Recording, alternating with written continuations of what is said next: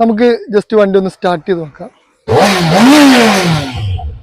Hi guys, ഇന്ന് golden വീൽസിൽ നമ്മോടൊപ്പം ഉള്ളത് കവാസാക്കിയുടെ Z900 ആണ്. ഇപ്പൊ റീസെന്റ് ഇറങ്ങിക്കൊണ്ടിരിക്കുന്ന ഒരു മോഡലാണ്, ലിമിറ്റഡ് എഡിഷൻ വണ്ടി കൂടിയാണ് കേട്ടോ. ഇതിന്റെ അലോയിലൊക്കെ ഗ്രീനും ഒരു ഗ്രേ കളറും പാടായിട്ടുള്ള ഒരു കോമ്പിനേഷൻ ആയിട്ട് വരുന്ന ഒരു വണ്ടിയാണ്. പിന്നെ അതുപോലെ തന്നെ സ്റ്റിക്കർ വർക്കും കാര്യങ്ങളൊക്കെ കുറച്ചുകൂടി ഒരു വെറൈറ്റി മോഡലിൽ വരുന്ന ഒരു മോഡലാണ് കേട്ടോ ഇത്. ഈ വണ്ടി എന്ന് പറഞ്ഞു കഴിഞ്ഞാൽ ഏകദേശം 125 BHP പവർ വരുന്നുണ്ട്.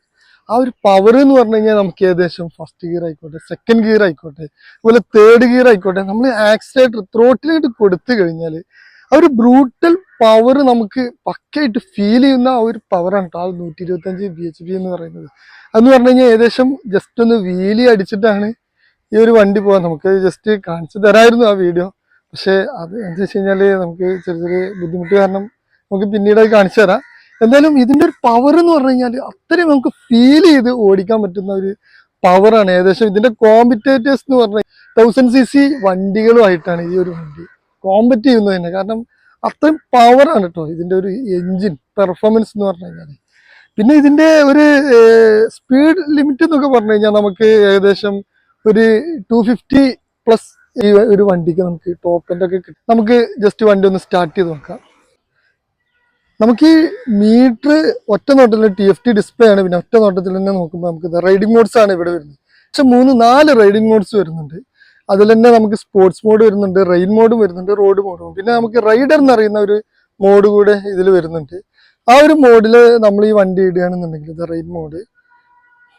പിന്നെ റൈഡറിൽ നമുക്ക് എന്താണെന്ന് വെച്ച് കഴിഞ്ഞാൽ പവർ നമുക്ക് അഡ്ജസ്റ്റ് ചെയ്യാം, അതുപോലെ ട്രാക്ഷൻ കൺട്രോൾ അഡ്ജസ്റ്റ് ചെയ്യാം, നമുക്ക് എല്ലാം അഡ്ജസ്റ്റ് ചെയ്യാൻ പറ്റും. ഇതിൽ റെയിൻ മോഡിൽ വരുമ്പോൾ ഇതിൽ മാക്സിമം ആണ് ഇതിന്റെ ട്രാക്ഷൻ കൺട്രോൾ ആയിക്കോട്ടെ, അതുപോലെ എല്ലാ സേഫ്റ്റി ഫീച്ചേഴ്സും വർക്ക് ചെയ്യും ഇതിന്റെ ആ റെയിൻ മോഡിൽ.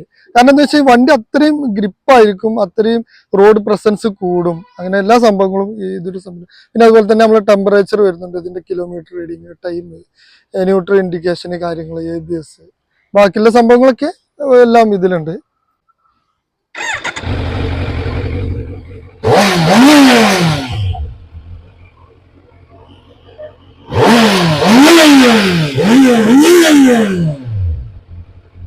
ആ ഇൻലൈൻ സ്വീറ്റ് സൗണ്ട് ഉണ്ടല്ലോ, അതാണ് ഇതിന്റെ ഒരു സ്റ്റോക്ക് എക്സോസ്റ്റ് ആട്ടോ. ഇതിലാണ് ആ സൗണ്ട്, ഇതിന്റെ ആ ഒരു സൗണ്ട്, ആ സ്വീറ്റ് സൗണ്ട്, അതാണ് ഇതിന്റെ ഹൈലൈറ്റ്.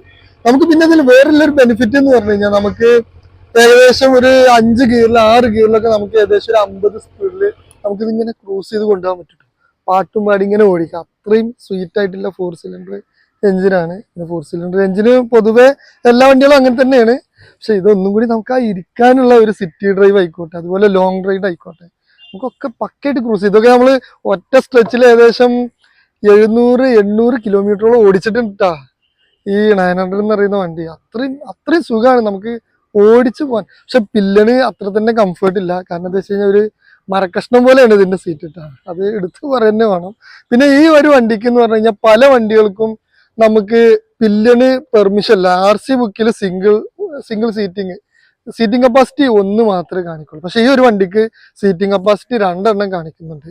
അപ്പൊ നമുക്ക് ഇനിയിപ്പോ അതുപോലെ ക്ലെയിമോ മേ ബി എങ്ങനെ എന്തെങ്കിലും സംഭവിക്കുകയാണെന്നുണ്ടെങ്കിൽ അങ്ങനെ ഒരു ബെനിഫിറ്റ് കൂടി ഉണ്ട്. ഞാൻ പല വണ്ടിയിലും ഞാൻ കണ്ടിട്ടില്ല, Z900 സിംഗിൾ മാത്രമേ ഞാൻ കണ്ടിട്ടുള്ളൂ.